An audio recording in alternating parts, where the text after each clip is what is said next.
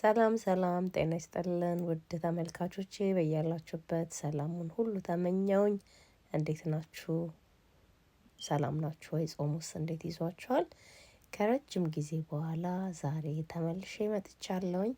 ስለ ጠፋሁኝ እጅግ በጣም ይቅርታ ጠይቃለሁ። ነገሮች አልተስተካከሉልኝም፣ ግን ከዚህ በኋላ በአንዳንድ ቪዲዮዎች ለመመለስ ቃል እገባለሁኝ። እንግዲህ ዛሬ ይዤላችሁ የመጣሁት የጾም ጥብስ ቶፉ ነው።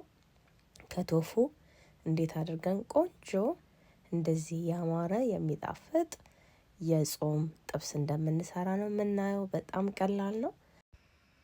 ያው እንግዲህ ቶፉ እንደሚታወቀው የሶያ ግብአት የሚሰራው ከሶያ ነው። ለማታውቁ ሰዎች በጣም ቀላል ነው። ላይክ ቤዝ ፕላንት የሆነ የምግብ አይነት ነው። እንግዲህ ይሄ ነው የቶፉ ዛሬ የምጠቀመው። እናንተ ደግሞ ሞር ፈርምድ የሆነውን ብትጠቀሙ በጣም አሪፍ ነው። ይሄ ትንሽ ላላ ያለ ነው። ምንድነው የማደርገው? ውሃውን መጀመሪያ እደፋዋለሁኝ። ውስጡ ያለው እንደዚህ በውሃ ነው የሚመጣው። በደንብ አድርጋችሁ ውሃውን በቻላችሁት መጠን ለማድረቅ ሞክሩ። ካለበለዛ የምንፈልገውን አይነት ሪዞልት አይሰጠንም ማለት ነው።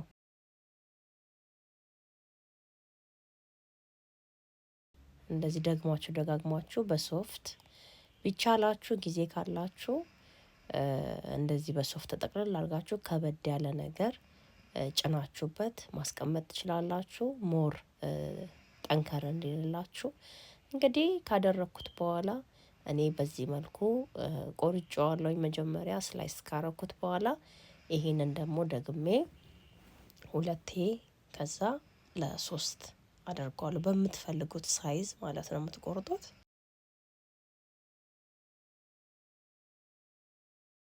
ያው እዚህ ጋር ደግሞ ዘይት ግሏል። በደንብ መጋል አለበት ዘይቱን ቶፉን ከመጨመራችሁ በፊት። በዚህ መልኩ የቆረጥኩትን ተፉ አሁን ይሄን ጨምረዋለሁ። እንደነገርኳችሁ በጣም ነው የጋለው። ዘይቱ የጋለ ቢሆን ይመረጣል። ካለበለዛ ግን ቀጥታ ሄዶ ከመጥበሻው ጋር ይጣበቅና ለማንሳት ለመገለባበጥ ትቸገራላችሁ።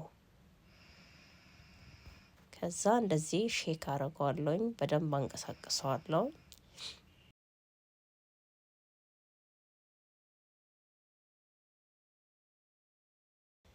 ራሱ ቺዝ ነው የሚመስለው።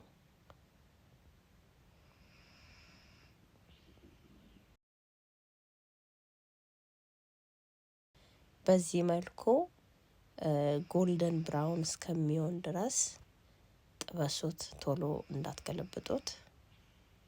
ያው ብዙ ሰው ሰርቶት ይመገባል ብዬ አስባለሁ። ያው እንደዚህ እያረኩኝ አንድ በአንድ እኔ ገለብጠዋለሁ። ተመልካቾቼ እንግዲህ ቀደም ያሳየኋችሁ ቶፉ በዚህ መልኩ ጥብስ ብሎ ሬዲ ሆኗል። ይሄንን ዘይቱን እንዲመጥ በሶፍት ላይ አደርገዋለሁ።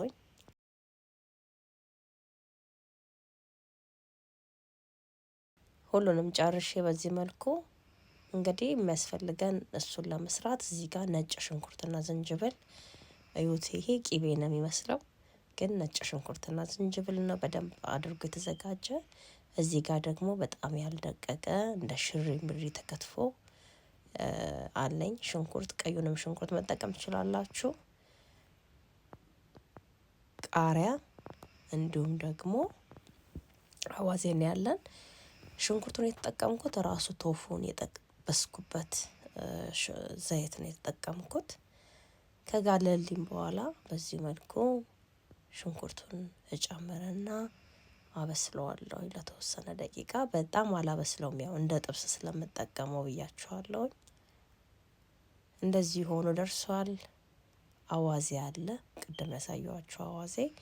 ይሄ አጥቅሰን የምንበላበትም አይነት አዋዜ ነው። በጣም ቆንጆ ይጣፍጣል። የእኛ ቤት አዋዜ የቀመሰ ሰው ያውቀዋል። ቆንጆ አዋዜ ነው። ግን ከሌላችሁ በርበሬ መጠቀም ትችላላችሁ። ግዴታ አይደለም አዋዜው። የምፈልገውን አዋዜ ጨመርኩኝ።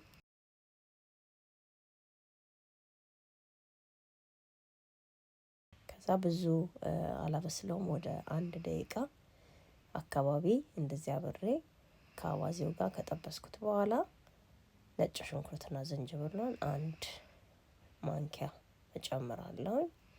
ጣዕም ይሰጠዋል። ቶፉ ምንም አይነት ጣዕም የለውም። ውሃ ውሃ ነው የሚለው። ከፈለጋችሁ ቅመማችሁ አብራችሁ መጥበስ ትችላላችሁ። ግን እንደዚህም ደግሞ አብራችሁ ከቁሌቱ ጋር ብትሰሩት ይጣፍጣል። አሁን ቅድም የጠበስኩትን ቶፉ ጨምሬበታለሁ።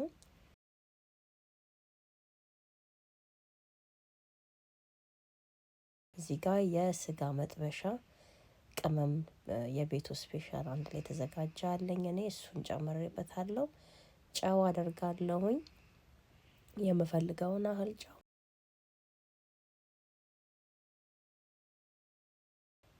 ነጩን ደግሞ የቁንዶ በርበሬ ተጠቅሜያለሁኝ። እኔ እንዳያችሁት እንደዚህ ጥብስ ብሏል። ዘይት አልበዛበትም። እናንተ የምትፈልጉትን አይነት ቅመም ጨምራችሁ መስራት ትችላላችሁ። በዚህ መልኩ ለተወሰነ 5-6 ደቂቃ አብሬ ካጠበስኩት በኋላ ፍሬሽ ሽንኩርትና ቃሪያ ጨምሬበታለሁኝ። ይሄ አሁን ቆንጆ ሆኖ ደርሷል ለመብል ማለት ነው። እንደ አይነት አድርጋችሁ ማቅረብ ትችላላችሁ። እኔ እንግዲህ ያው በዚህ መልኩ ጣባዬን አዘጋጅቻለሁ። እንደዚህ ገልብጬ ለአይን በሚያምር መልኩ አቅርቤዋለሁ። በጣም ነው የሚጣፍጠው። ሞክሩት፣ ትወዱታላችሁ። ብዙ ሰው ከኛ ጋር ሞክረውታል። በጣም ነው የወደድነው። በጣም ነው የወደዱት። እናንተም እንደምትወዱት ተስፋ አደርጋለሁ። የዛሬ ቪዲዮ ይሄንን ይመስላል። ከወደዳችሁት ላይክ፣ ሼር፣ ኮሜንት ማድረጋችሁን አትርሱ። ሌላ እንድሰራላችሁ የምትፈልጉት አይነት ምግብ ካለ ደግሞ ኮሜንት ላይ አሳውቁኝ። ሰርቼ ወደ እናንተ ለማቅረብ እሞክራለሁኝ። ስለተከታተላችሁኝ ከልብ አመሰግናለሁኝ። በያላችሁበት መልካም ሁሉ እየተመኘውኝ የዛሬ ቪዲዮዬን እዚህ ጋር አበቃለሁ። መልካም ጊዜ፣ መልካም የጾም ጊዜ ይሆንልን። ባባይ